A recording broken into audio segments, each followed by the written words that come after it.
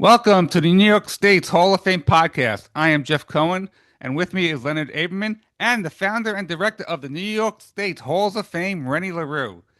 We have a baseball lifer on the New York State's Hall of Fame podcast, currently the head baseball coach at SUNY Adirondack, but prior to that, and listen to this, led Union College to Liberty League championships in 2013, 14, 16, and 2018. Single season win record with 31 victories in 2018. Coached Union College to a top 5 ranking in the New York region for 9 of 13 seasons. An Amsterdam Baseball Hall of Famer and a New York State Baseball Hall of Famer. The all-time wins leader in Union College history. He also coached at Saratoga Central Catholic, Saratoga Stampede, and Lake George High Schools. He has worked with players of all ages, from high school to collegiate athletes, and his focus has always been on player development, discipline, and instilling the love for the game. And you know he was destined to be a baseball lifer because he is Paul Mound. Coach Mound, welcome to the New York State's Hall of Fame podcast. Thanks for having me, guys. I'm not surprised at that intro. And I was a Re- pitcher as well. Oh, really? Yeah, you were destined. Mound's Yeah, on the mound. yeah, I'm sure quite you. a I'm sure you quite got a a lot fun. of maybe not abuse, but there was a lot of there's probably a lot of people saying you were destined to be on the mound. That's for No, no sure. question about it. If I had a dollar, I could probably have retired years ago every time it came up. But yeah, very fitting for sure. Rennie, you want to start us off?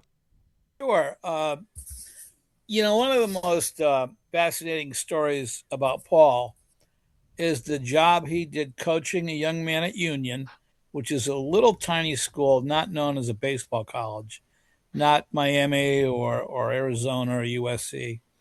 He had a young man named Jake Fishman that Paul sort of discovered. And, Paul will tell you the story how he saw this young man as a great center fielder, hitter, and then he asked him if he could pitch. And the next thing you know, he had the leading ERA in the country as a pitcher.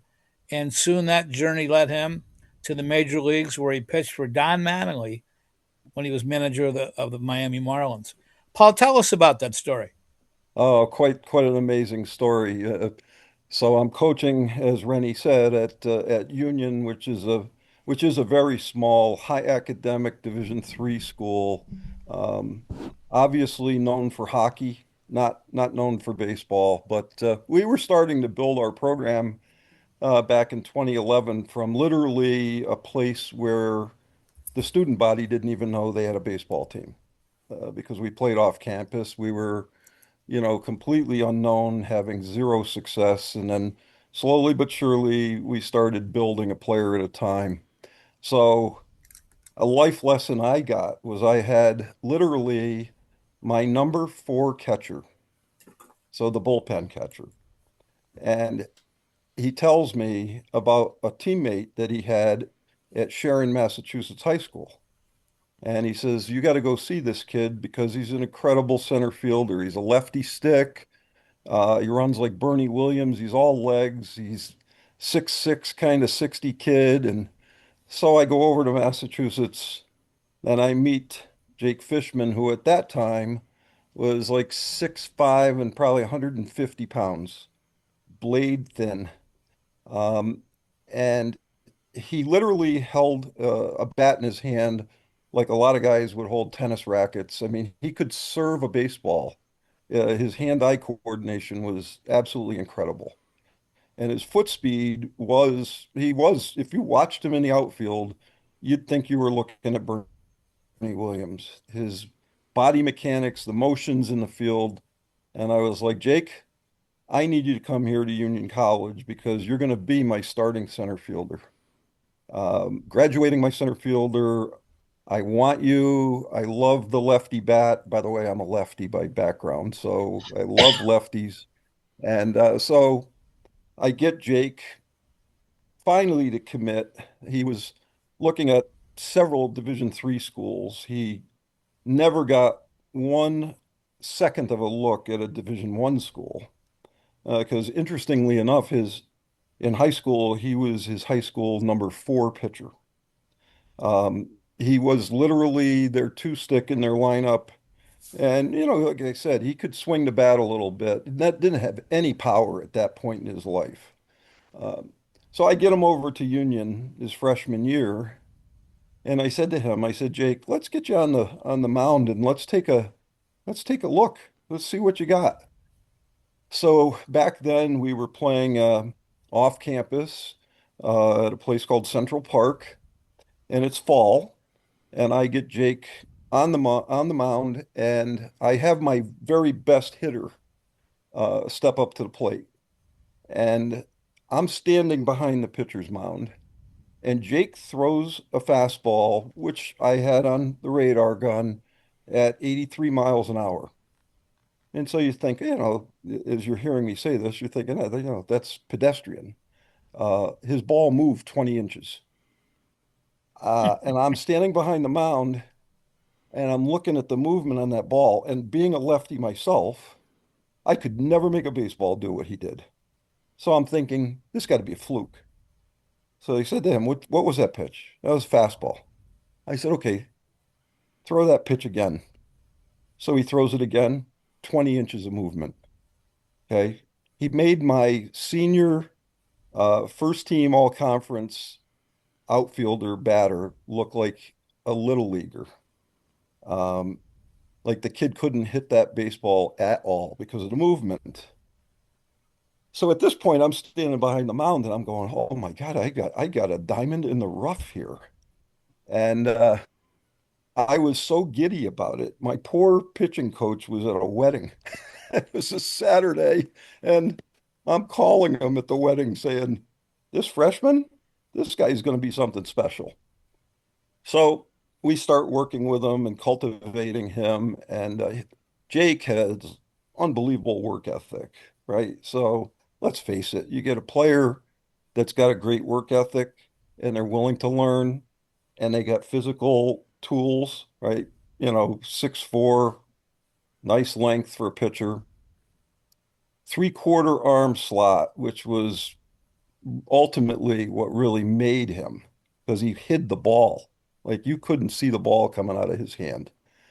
So we get to spring of his freshman year, and my ace ends up days before we head down to Florida straining his lat muscle. And so he's down for several weeks. And now we're down in Florida at this tournament called Mat, which is a great college tournament in Central Florida. And I said to Jake, I said, "You're throwing game number one of our season." And, I'm looking at his facial expressions, I'm looking at his body language. And I said to my coaches, I said, "This guy's got ice water in his veins. Like nothing's going to phase this kid."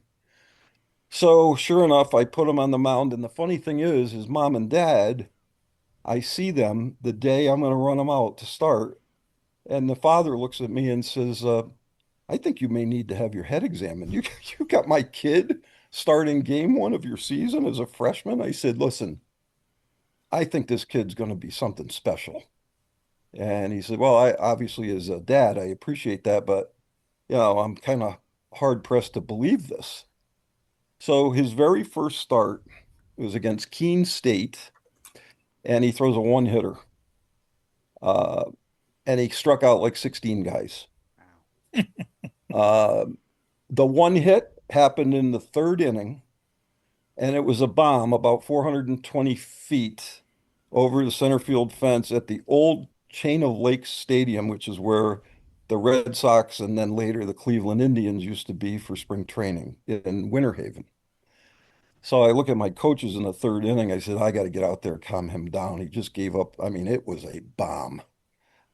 So I get out there and I'm thinking I'm going to have to calm him down. And he looks me right in the eye and he enunciates, as Rennie will attest. So he says, "Coach, I left that pitch right out over the middle of the plate.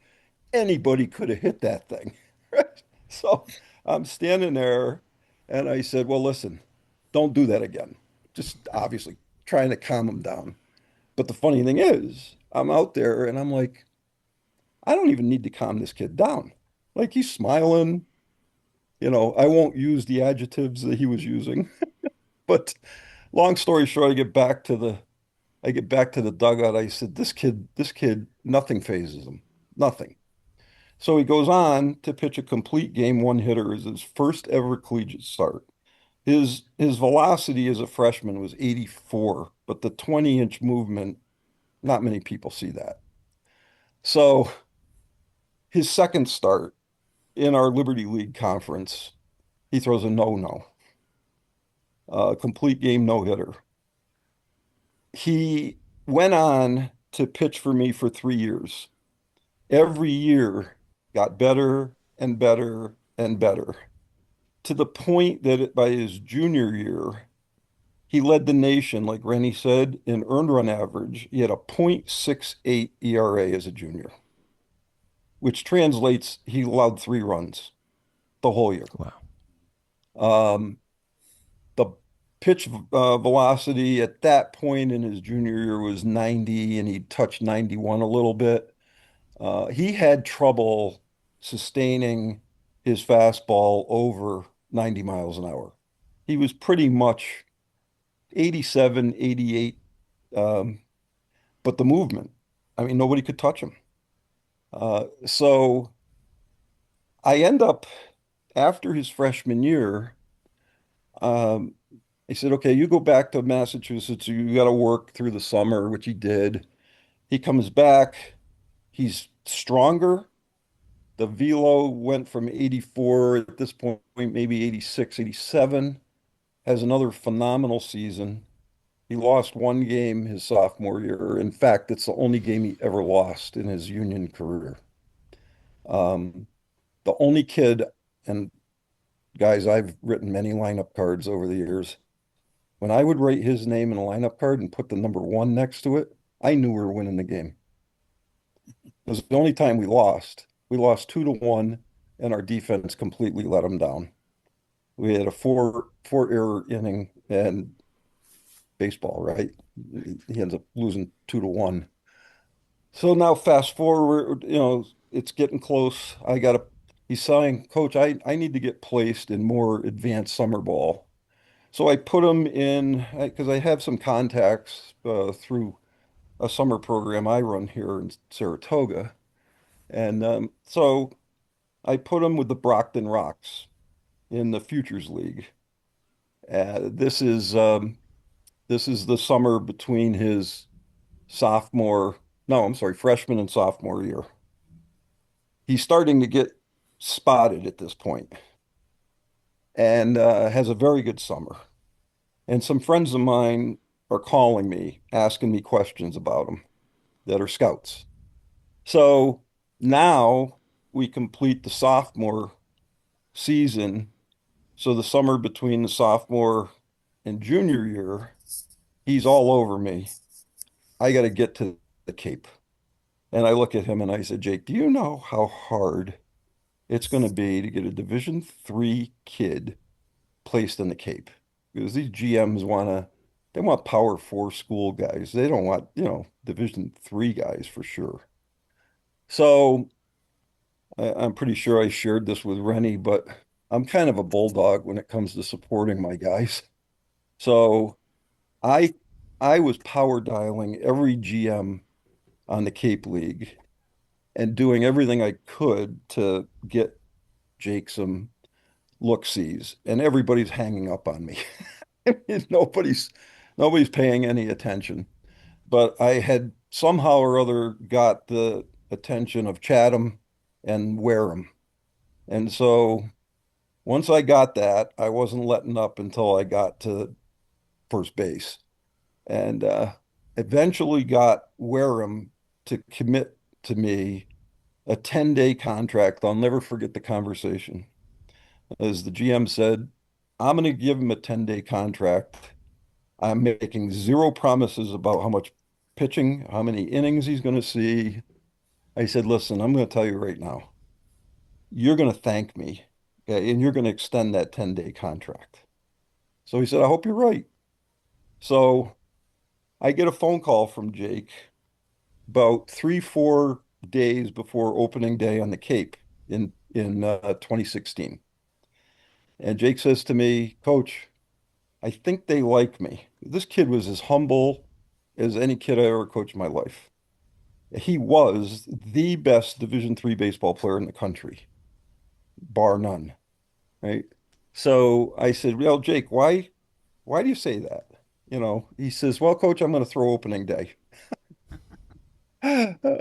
So I said to my wife, who, by the way, loves the Cape. So I said to my wife, I said, listen, um, Jake's going to throw opening day at Yarmouth Dennis, which was the defending champs of the Cape League the year before. I said, we're going. We got to go support him. So we go over. He's the only Division III kid on the field, and he's the starting pitcher for Wareham.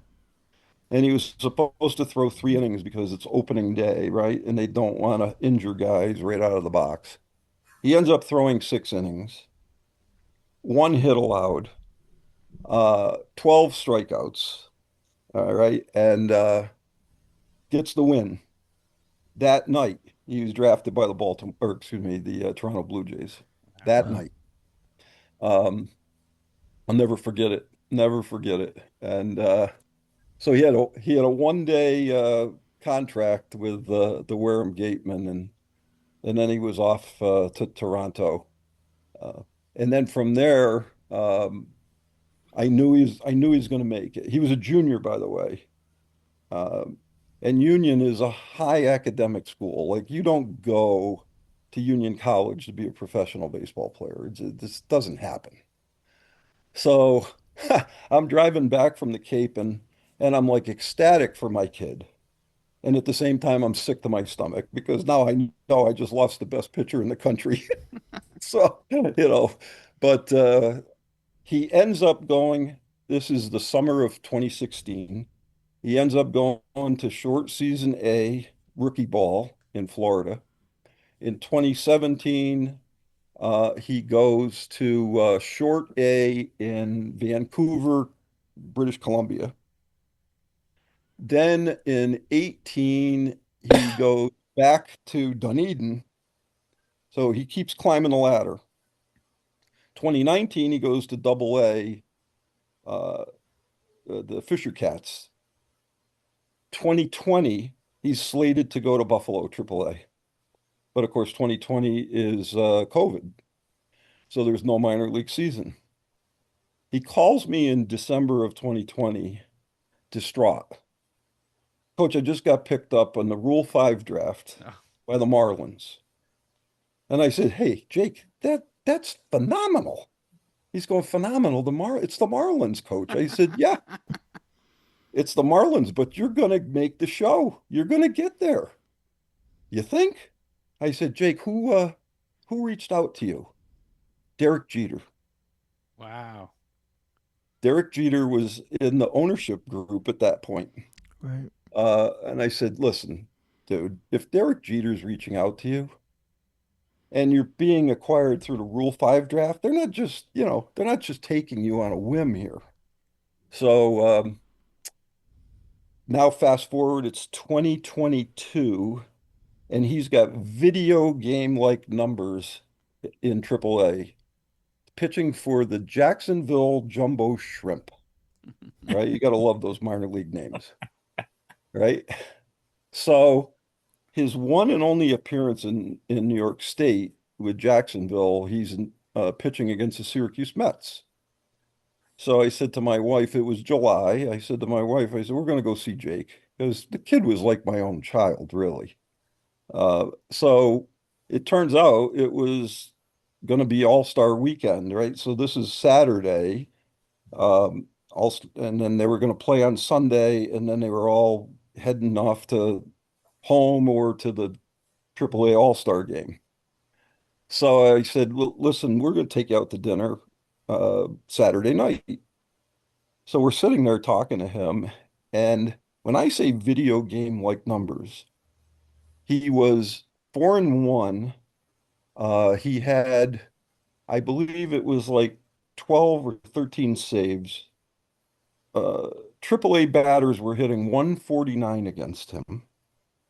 He had thrown I think it was somewhere around 50 innings, and he had 70 some odd strikeouts and 3 walks. And I said, there is no way that you're not going to get called up soon. And he looks at me and says, Coach, I don't think I'm good enough. I'm like, you got to be kidding me, kid. You're plenty good enough.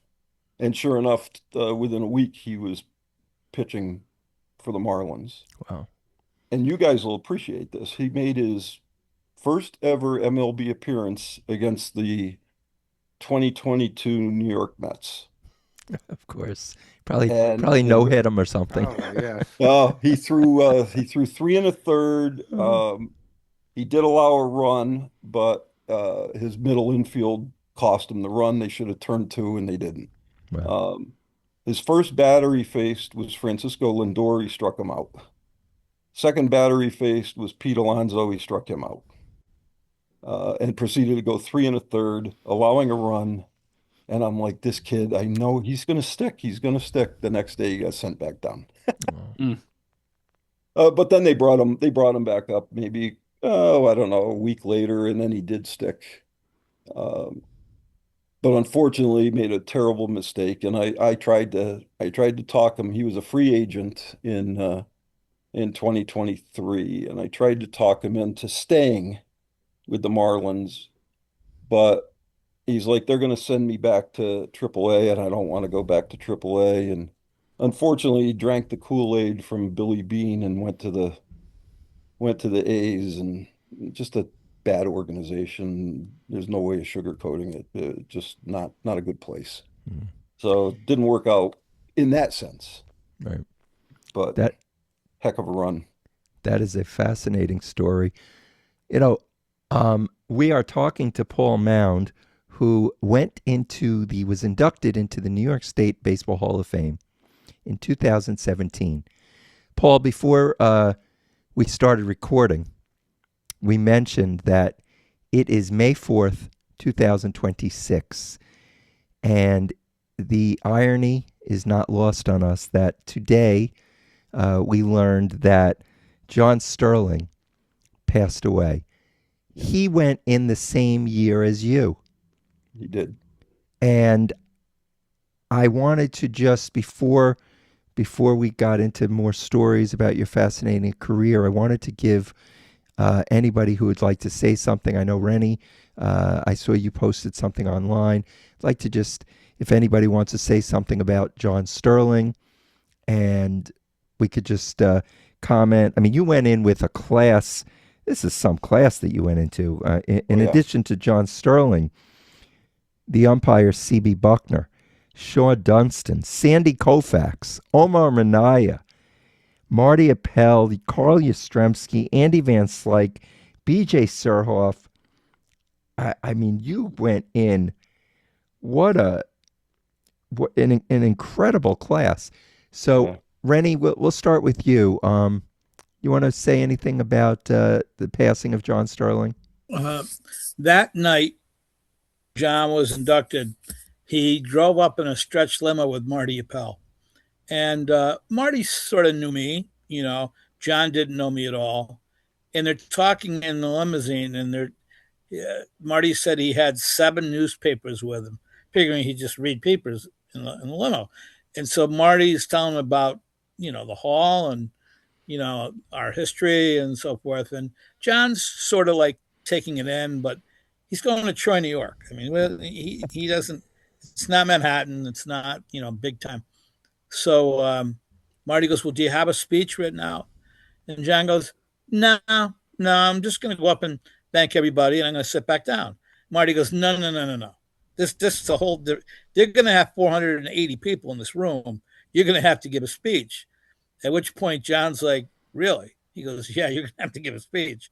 So when we got there, when I announced him in the room, he got a standing ovation.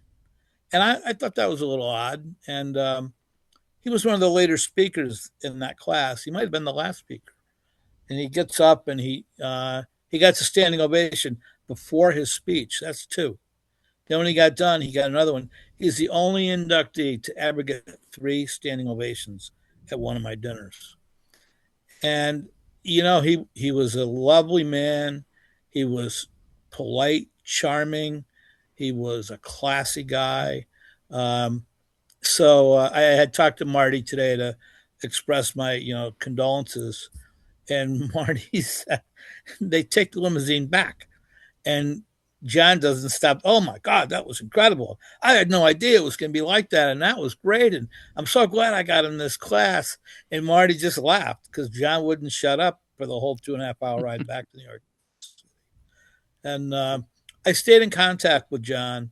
He was just a great guy. It meant the world to him to be inducted into this Hall of Fame. And I'm always a little puzzled by how much it means to each person.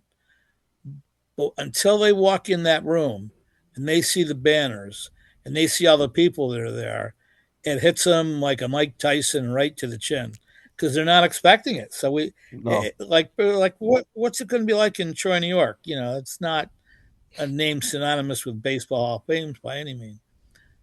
But the other thing that was funny was 2 years ago we had Don Mattingly there, and I sat Paul at Don Mattingly's table.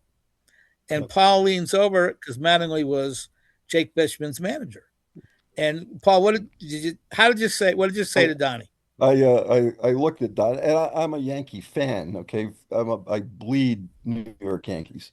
So, needless to say, Don Mattingly, pretty important guy, right, to the Yankee organization, and certainly to me, I admired his abilities, and I was more marveled at really what kind of a real laid back guy he was. But I meet him, and I said to him, I said, Don, you and I share a common player. And he's like, we do? I said, yeah. I said, I had a kid pitch for me at Union College. And he said, okay. I said, and he pitched for you with the Marlins. His name is Jake Fishman. Do you remember him? And he looked at me and said, oh my God, the IT guy, because Jake was a brilliant computer dude. Okay. And they called Jake the IT guy. And they wanted to know where he was, but it was pretty funny for me because here I'm sitting with Don Mattingly, and the two of us had a great deal to do with his pitching career at slightly different levels. In fact, I said to Jake Fishman when he called me when he made his debut against the Mets, it was in Miami, and he was a nervous wreck when he got called up on a Friday. He was going to pitch on Sunday, and I'd never ever heard anything in his voice other than sheer confidence. But he was a wreck. And I said to him, I said, "Hey, listen, go out there and have fun." And I said, "Here's what's going to happen. When you're done with that game, okay, I want you to call me because I got a question for you. Okay. But I want you to step on the field and just be you. Right." So he calls me and he said, "Coach, you told me that you were going to ask me a question." He said, "Yes, I was dying to ask you this question." I said, "Who did you enjoy playing for and pitching for more, me or Don Mattingly?" And he said, Not me. No, I wanted to keep him loose, and that got a big chuckle, and that kept him loose. Uh-huh. So I achieved what I was hoping to do. Uh, and on the John Sterling front, God bless him, that particular night that we were both inducted amongst all of those names that you just read off, um, I had a player from Union. I had probably, I don't know, Rennie, I probably had 30 of my players there that night, I'm guessing. But I had a great player from Union, big baseball aficionado. Now, here you got all of these incredible MLB guys. And he is standing in the lobby before we go inside, and he looks at me. This boy's name was Tyler Heck. And he says to me, he says, I want John Sterling's autograph, but I'm afraid to walk up to him. He said, you got to be kidding me. And he says, Coach, I can walk up to any of these guys, but I can't walk up to him, and he's the one I want. So I literally had to walk him up to John Sterling, and Tyler couldn't even speak. He said, John, this is Tyler Heck, tremendous player for me, idolizes you as an announcer. Would you mind signing a baseball for him? He couldn't even ask the question. It was amazing. It, and you What was know, that? What do you remember about that night, Paul? well, the first thing I remember, very similar to what you just described, I had been to some of the dinners. Rennie wanted me to go to a dinner. I think it was the year prior to get kind of just get a feel for what it was like. And thank God he did that because otherwise I would have, my jaw would have been on the ground because yeah, when you walk in that room and you see all of that, it's pretty overwhelming. And Rennie, what I remember the most about that night is my mother, who is still with us at age 94. Um, Being in the room and we're sitting at the table and, and I think it was BJ Surhoff got up and BJ Surhoff was talking about how he was a gold medal winner the Olympics and my mother leans over and says, "What the hell are you going to talk about?"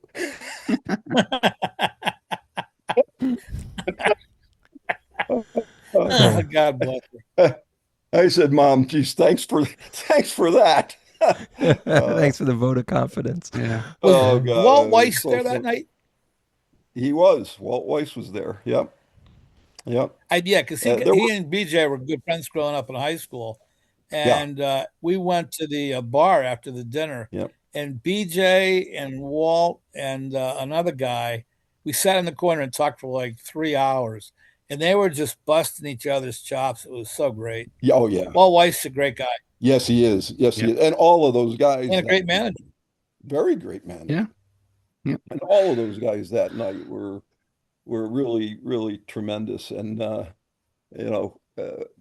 other thing I distinctly remember is, Rennie had me at about the three-quarter speaker mark. So I got to sit and listen to all of these unbelievable backgrounds and I'm sitting there after, especially after my mother plants the seed about what am I going to talk about? Uh, and I'm like just in awe of the entire night. Um, and Rennie's right. I mean, there's a feeling that most of us, I'd probably say 95%, if not more, it's the greatest thing that ever happened to me as a baseball guy. And I've been blessed to have gone through, quite a bit in all kinds of facets of the game. So, but, just something you never expect. And when it's upon you, it's like, wow, I cannot believe I'm standing here with this group of people. So, Coach, if you don't mind me asking, you had a long career, still going. How has coaching changed since you first started now? I mean, you talked about Jake Fishman and you said he had complete games, but do you let pitchers go, more than 3 or 4 innings now? I mean, tell us the changes over the years since you've been coaching. oh, well, first of all, fellas, I mean, I remember the days, and some of you guys may well as well, is that, in the majors, if you were a relief pitcher, you were that because you were a lousy starting pitcher, Sure. Yeah. Remember that. not Yeah. because you had ability. Right. Uh, you know, so clearly, and you guys know, you're baseball guys with a keen sense of history, right?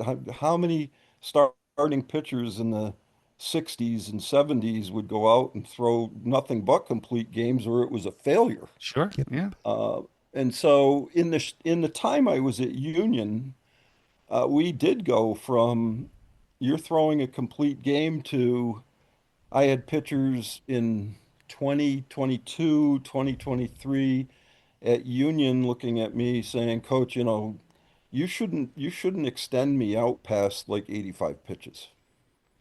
And I have to have rest." And the mindset of the kids is so dramatically different today than it once was. Um, you know, I never thought as a player myself and as a pitcher, I never wanted to come out. I mean, my arm could be hanging, but I don't want somebody taking my spot. So, you almost pitched in fear many times, right? Um, but it's a dramatically different world today. And I think, unfortunately, a lot of kids sell themselves short.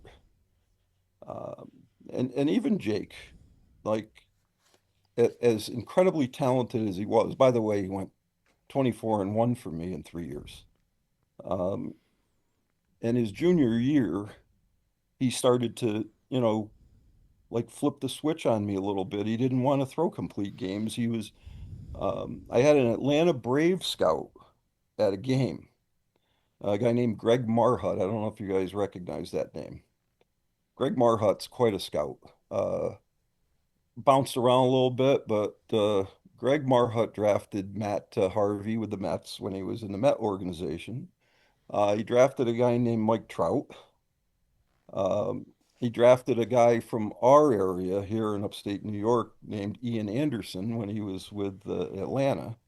And Greg Marhut came to a workout that I was running in Saratoga in the summer, went before Fishman's junior year began, and he told me that he was going to draft Jake, that the Atlanta Braves were going to draft Jake. And interestingly enough, Marhut told me their entire draft game plan before it happened, that they were going to make a trade with Cleveland so that they could move up and they were going to draft Ian Anderson in the first round. Is exactly what happened.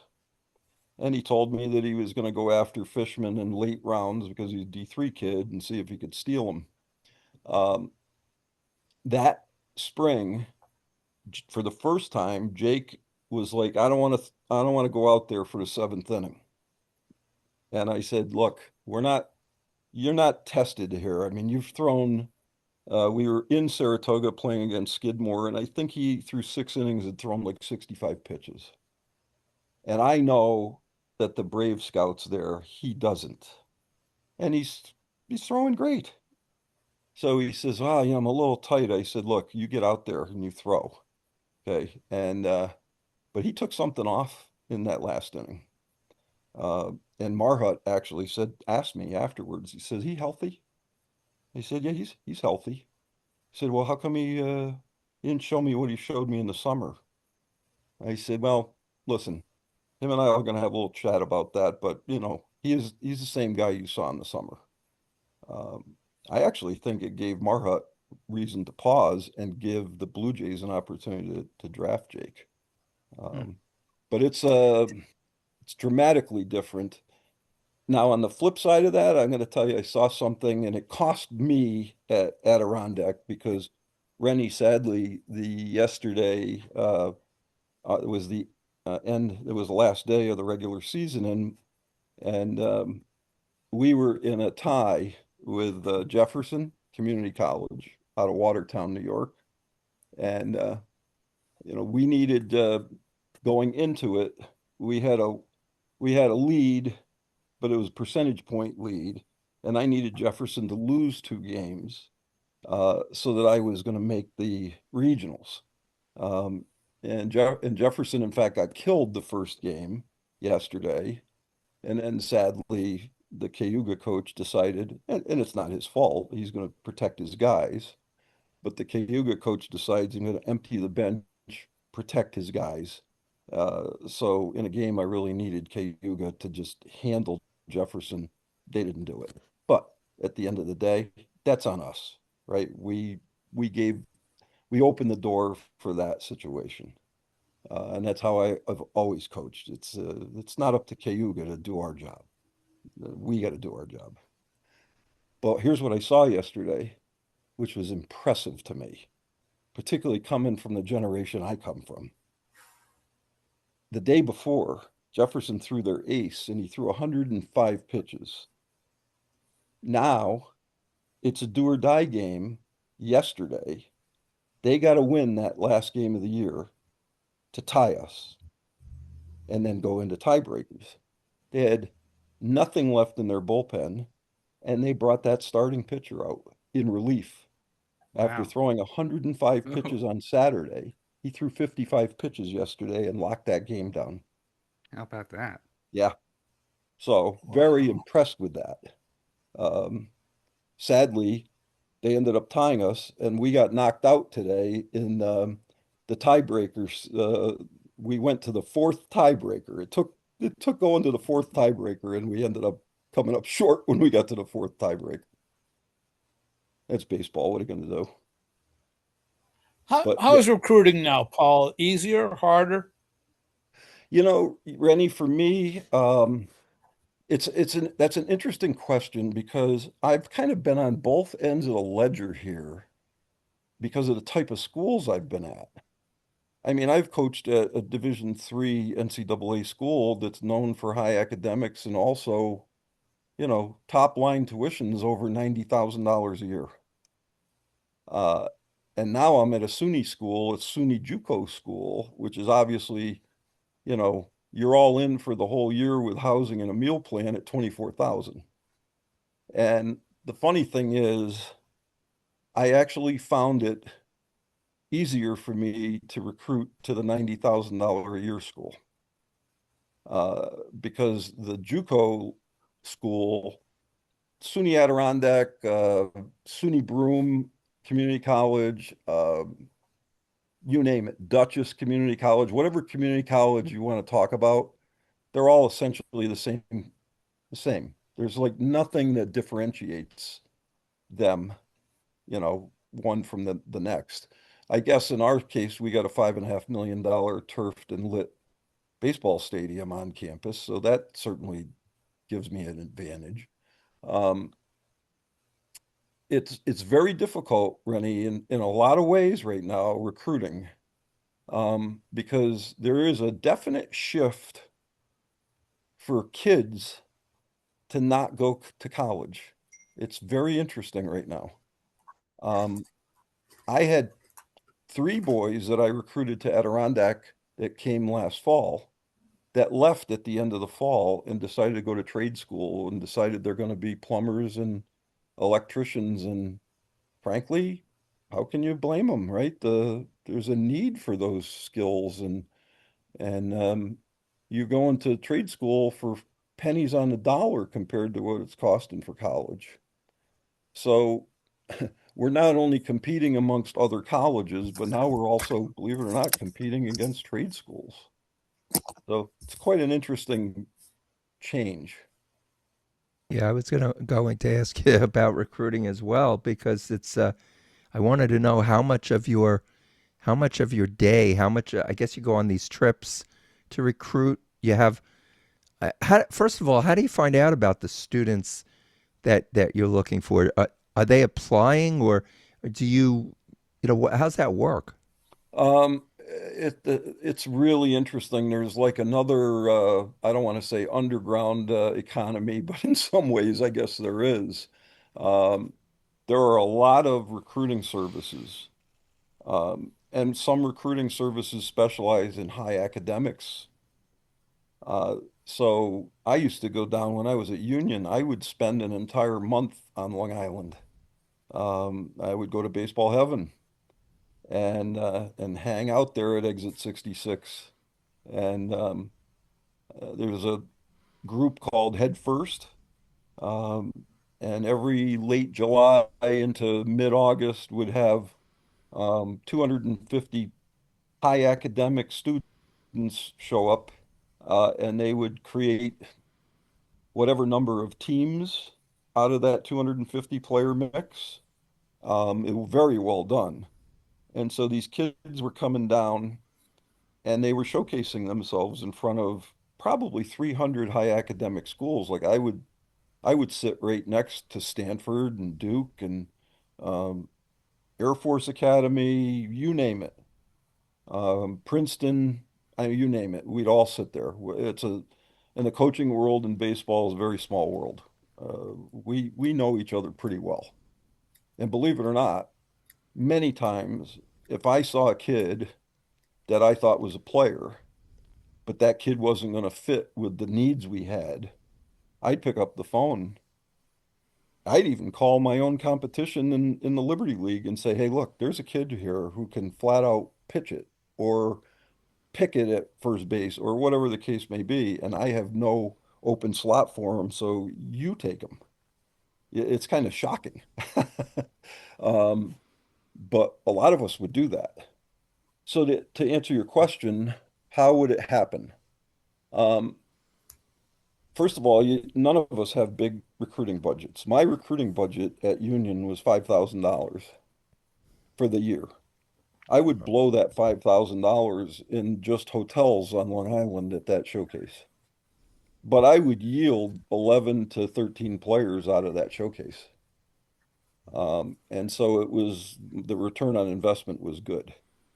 Um, there's another organization similar to Head First called Showball. Same concept. These kids pay money to come down and showcase themselves in front of colleges. By the way, the guys that run those showcases are making a lot of money, fellas. Head First, $1,000 a kid, 250 kids a session, $250,000 for a Wow. two-day for a 2-day event, $250,000, and he ran 8 sessions alone on Long Island, plus 4 in Jupiter and 4 in Stanford, California, Palo Alto, California. Think he made a few bucks. Brilliant young men, by the way. It was a pair of brothers. Um, and one of them, named Teddy Sullivan, invented Game Changer and ultimately sold it to Dick's Sporting Goods. So some smart guys. So how do you get guys? You get guys through a lot of recruiting services. So needless to say, at SUNY Adirondack, I'm not in the arena anymore of high academic requirements, right? It's a JUCO school. I'm looking for good baseball players and I don't have that academic requirement hanging over my head. So consequently, you don't get those kind of showcase events for those types of players. So you're relying on the internet, frankly, and you're recruiting off of organizations like field level. So I can go on field level and I can see, I don't know, I think the last time I was on field level, which was this morning, it was like 68,000 baseball players on that database. And then, of course, I can dial that down, right? I can dial down that I want 2026 grads only. I want kids within 300 miles of Glens Falls, New York. And then I literally will every day beyond that and look for a match. Like, is this kid a match? Is he a match for the school? Is he a geographic match? Not necessarily a requirement. Like, I brought in a boy last year from the Netherlands. I'm working right now with 6 kids from Tokyo. Um, so it's not necessarily a geographic match, but it's a position match, right? I've got to have a positional need. Um, and then once I dig into it, I want to know what kind of person that individual is. I want to know what kind of family background he comes from, because if we're going to have success, we got to have good people with us. So it's way more than just looking at their baseball skills. Paul, how many players on your team know how to bunt, and do you teach bunting? So because I'm an old guy, I teach bunting just like you learned how to bunt. I suspect most of us learned how to bunt. Bunting is a complete lost art. Nobody teaches it. So I teach it. We don't have a practice ever that we're not bunting. So what I do, Rennie, I'll take 3 guys and put them in the batting cage that are going to rotate hitting BP.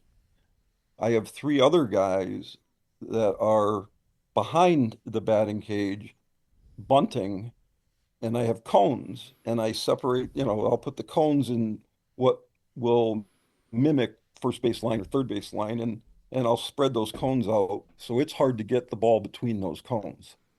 And we put that junior hack attack on so that it's throwing the equivalent of 90-mile-an-hour fastballs at them. And bottom line is, one of my coaches is keeping score, and unless they achieve a 20-point score, until they achieve a 20-point score, they don't go into hit. So I love it. I have created a bunt offense, and I'm not embarrassed to tell you, as I think, Rennie, you remember, I spent 8 years on the NCAA National Baseball Committee. And my job, it was a championships committee out of Indianapolis, and my job, I was one of 10, and we set up each individual regional tournament across the country all the way to the World Series. And so when we would get to the World Series, now, fellas, I drew the short straw. I wasn't going to Omaha. I was going to Cedar Rapids, Iowa, okay, to do Division III. But the point is, when I would get to Division III World Series, there were eight obviously great baseball teams. And the first year I went, there were two teams in the country that had bunt offenses, and I was like, I love this. Marietta in Ohio had a bunt offense. Okay. Trinity in Texas had a bunt offense. And I went and I picked those guys' brains, man.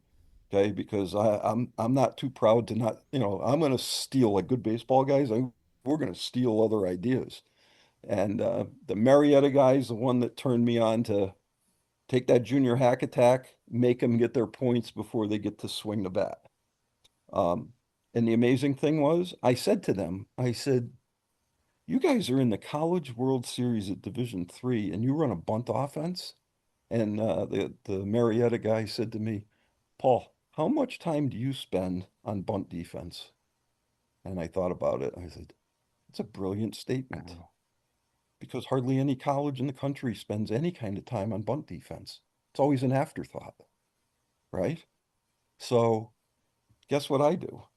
If I got a pitcher dealing, we literally have a sign, and if you can believe this, the sign is I flick my thumbs like this, like turning on a light switch. Okay. And when they see this, it's instant bunt offense. Okay. And we will push bunts and drag bunts. And there's times I've scored 5 runs and not one ball's cleared the pitcher's mound. And you do that Did, strategically when a pitcher's dealing and he's mowing guys down for fun. You got to come up with something, fellas. do you ever So, do a suicide squeeze? oh, I not only do suicide squeezes, I do double squeezes. You know what a Mhm. double squeeze is? no, I never No. heard of We that. sell out we sell out at second base. So if I have speed at second base, we're coming down the line from third, right? And my guys are instantly leaving second base the minute the ball's out of the pitcher's hand. His job is to read where the bunt is. If the bunt goes to the third baseman or back to the pitcher, he continues on. If the bunt goes to the first baseline, he stops at third because obviously the first baseman can watch him. Um, I have a 99% success rate on scoring 2 runs on squeeze bunts Wow. Nice. and break Wow. teams' backs with it because everybody's expecting, yeah, we're going to concede 1 run, and then you break their back when you get two. Right. And you talk about a momentum Paul, shift. I have to ask you to tell Len and Jeff about Ricky Henderson when you met him. uh, so I was in Toronto. I'm also an entrepreneur, fellas. So I own a couple of companies. The mature businesses they let me do certain things now with baseball that, years later, right? So I'm in Toronto and I am at a Mercedes-Benz convention. I did a lot of business with the European car manufacturers in Bergen County, New Jersey. So we were at a Mercedes-Benz accessory. I was on the accessory development side. We made a lot of car accessories, and that ranges from car covers to nose masks to I had an international patent on a product once when CD changers were in trunks of cars. Anyway, I'm in Toronto and I'm getting ready for a meeting that evening with a bunch of Mercedes-Benz Canada um, access parts and accessories guys from dealerships. And so the meeting's at 8 o'clock at night. So I fly into Toronto and I get to the hotel front desk and I'm checking in and I look to my left and there's Claudel Washington. And I'm saying, oh, the Yankees are staying here in this hotel. So our meeting was in the Sheraton in downtown Toronto that night. The Yankees were playing the Blue Jays, and after the game, we had gone from our meeting to the little watering hole there in the lobby, right? To drink a couple lemonades. And uh, so we're there, and this was 19, this is like 1987 maybe. Um, Don Mattingly's playing for the Yankees at this point. I think Lou Piniella might have been managing the Yankees if I remember correctly. And so we're in the lobby bar, and I walk into the lobby bar, and who's sitting there but Bobby Mercer and Bill White, who were Yankee broadcasters. Right. And I was a diehard Bobby Mercer fan. So I couldn't help myself. I went over and started a conversation with Bobby Mercer and Bill White. And what a blast that was. Probably a half hour into that night, in comes Ricky Henderson with Claudel Washington. Okay. And if you know Ricky Henderson, everything was third person for Ricky, right? So he's in this place and he's looking around, and there's all of these guys with sport coats on with Mercedes stars on their lapel. And Ricky's like, I'm surrounded with a bunch of people from Mercedes-Benz, and I like this car. Ricky likes this car, right? So he proceeds to figure out that he's going to bribe one of us into giving Ricky a deal. Okay. And long story short, we end up in a stretch limousine in Toronto on Ricky's dime at a club. Okay. And the whole night, Ricky is buying drinks. And the whole night, he's telling all of us, Ricky wants the CLK. Uh, and he's not backing down. Um, Also joining us that night, Billy Martin. So needless to say, it was an interesting night, fellas. Um, and Ricky would call me from time to time and want to know if I could get him a deal on a vehicle, or he'd have another MLB guy, Jose Rijo. You guys remember Jose Sure. Rijo? Yeah. Sure. Yeah, he was Picture, yep. he was close with Jose Rijo, and he'd call me and say, "You get Jose a car, like, you know, and don't forget Ricky. Ricky want another car. Ricky want." So, but yeah, interesting story for sure. That's great. Wow. Yeah. Coach, we can go on all night. This has been fantastic. Really enjoyed talking to you with great stories, and you know, we really appreciate you being on the New York State's Hall of Fame podcast. Oh, it's a pleasure. What's coming up for the this? Well, you said the season's over now, right? Well, we got knocked out on Saturday, so now we're in recruiting season. That immediately switches. The job now is to reload. Uh-huh. And Is there so a full season? we do. We have it's called the non-traditional season, and so we will start in early September, and we'll go till the end of October. Hmm. Um, and we'll play on weekends. Like we'll test ourselves. We'll go play weekends against D3 schools. I'm actually trying to see if I can get a D1 school to have the guts to play us. Most of them so far have turned me down because they don't want to lose to a JUCO. Right. You know?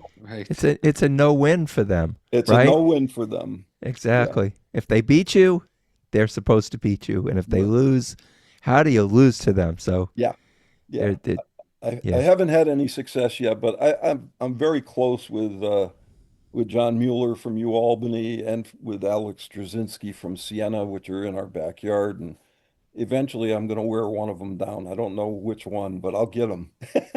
Just a matter of when. Paul, the last time I saw Jake Fishman was at the Long Island Ducks. Did he go back this year? He did. So, no, he did not. Jake pitched in the Classic this spring, pitching for Team Israel in the Classic. Um, and Jake had an opportunity to re-sign and go back into the bigs, but Jake Fishman is making a lot of money for himself right now. Remember I told you guys that he was the IT guy? Mm-hmm. Yeah. Well, Right. if you look up a brand new system called Pitch Lab, it's an interesting system. It's along the lines of Rapsodo, but you can use your cell phone and the camera on your cell phone, and you lease his program as a college for $1,500 annually. You, if as a high school, I think there's varied programs. It's based on the size of the high school. But Rennie, last I knew, he had over 300 colleges lined up at 1,500 a pop. And I believe he had like about 6,000 high schools lined up at whatever. Um, so I think Jake's become an entrepreneur now. Did you let Jake hit when he was pitching? I did, and not only did I let him hit, his 3-year career at Union, he hit 389. Wow. He was a he was a very, very good hitter. He was a guy. Remember I told you guys early on that it was like he held a tennis racket. He could serve a baseball based on where the defense was playing. And I mean, Wow.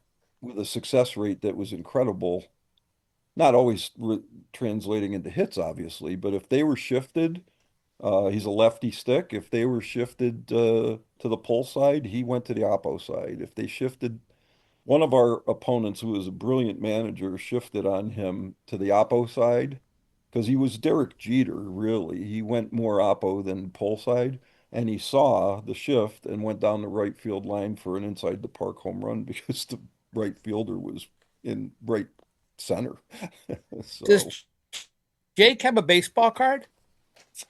I don't know the answer to that. That's a great question. He probably does, but I don't know. I'll have to ask him that. I I'll don't have to know. run that down. Yeah, I imagine he does, but I don't know that for a fact. Yeah. You think he'll get back into it, or I mean, if you're out too long, it's hard. But you think he's considering it? Well, when I talked with him just before we went to Florida to open our season, he was still training like he was going to go back. Um, I have not talked to him because I'm extremely busy up until now. So I haven't talked to him the last couple of months. Um, he was like training to go back, but at the same time, kind of saying to himself, the time was right to launch my product, and boy, was it. And knowing him as I do, I have a feeling that he's probably immersed himself into the business side of this at this point.